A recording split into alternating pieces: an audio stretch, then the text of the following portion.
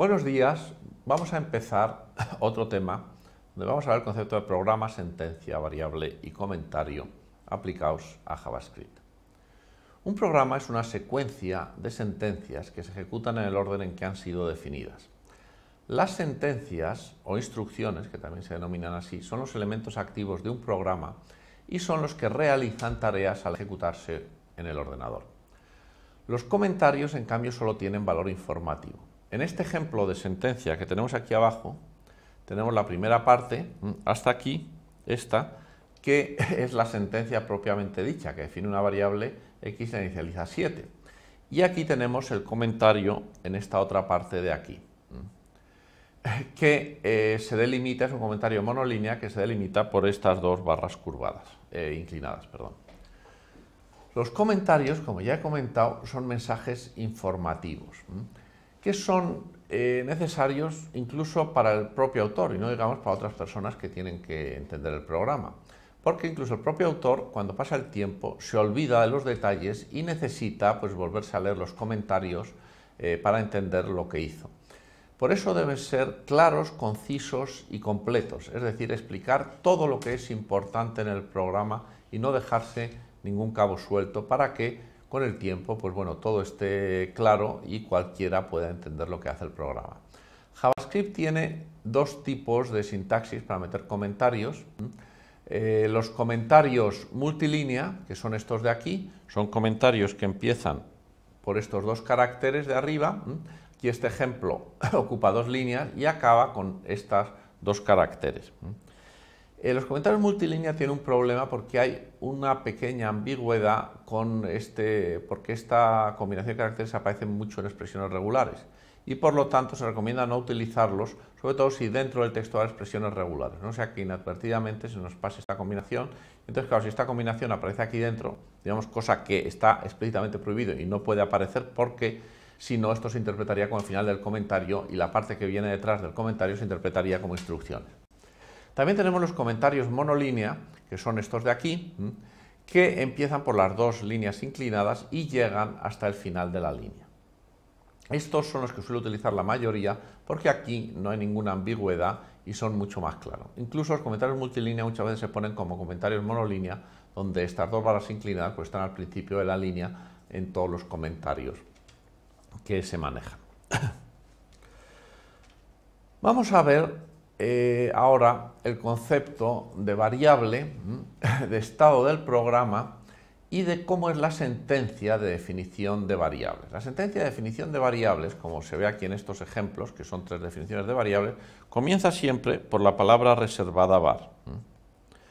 En la primera definimos la variable x, de nombre x, que es el nombre de la variable, lo que viene después, y acabamos la sentencia, acaba por punto y coma.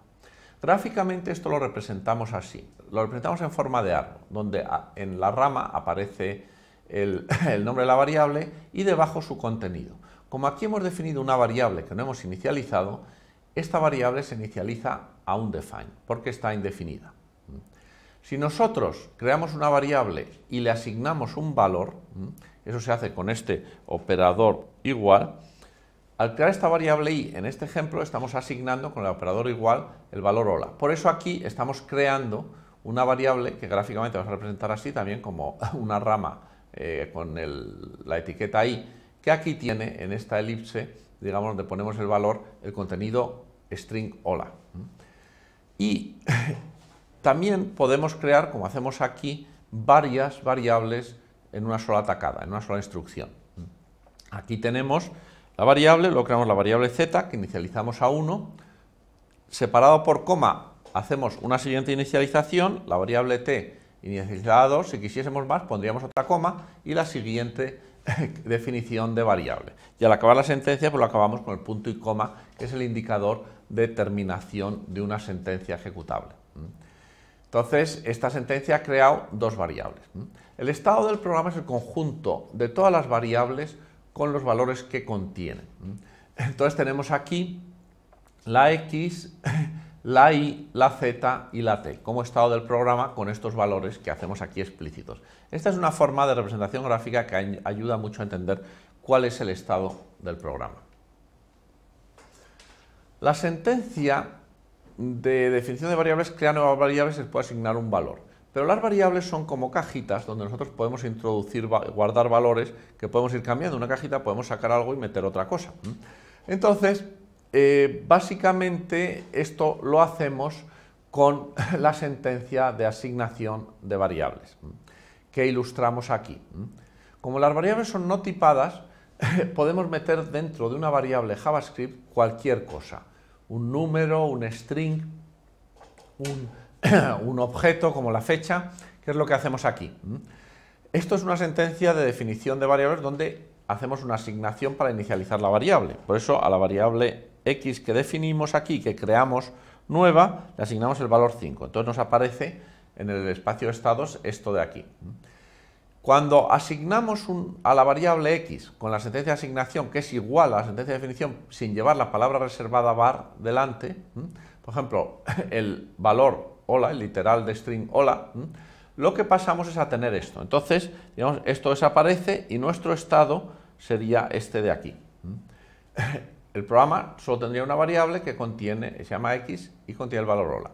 Y si le asignamos el objeto fecha, creándolo a través de la sentencia o de la expresión newDate, lo que obtenemos es una variable x que pasa a contener ahora la fecha y hora del momento en que se ejecuta esta instrucción. ¿Por qué?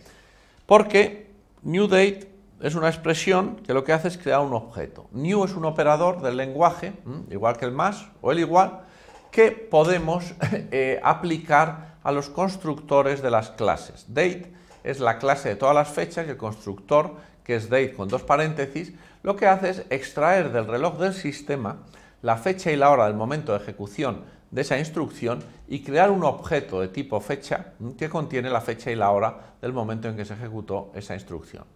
Ya veremos que date se utiliza mucho. Aquí tenemos una tabla con todas las sentencias o instrucciones del lenguaje, que nosotros iremos viendo a lo largo de la asignatura.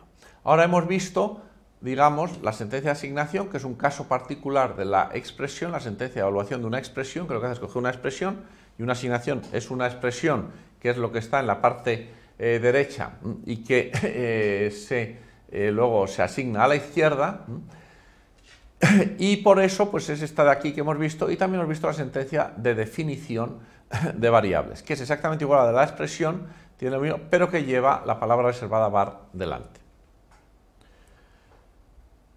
Vamos a ver ahora un poco de sintaxis, cómo se delimitan las sentencias y cómo es la sintaxis de forma más detallada que maneja el intérprete de JavaScript. El terminador de sentencias es el punto y coma que tenemos ahí arriba y eso hay que utilizarlo siempre. Se recomienda que todas las sentencias acaben siempre por punto y coma y que además una sentencia ocupe una línea en nuestro programa, porque así los programas son mucho más legibles y seguros.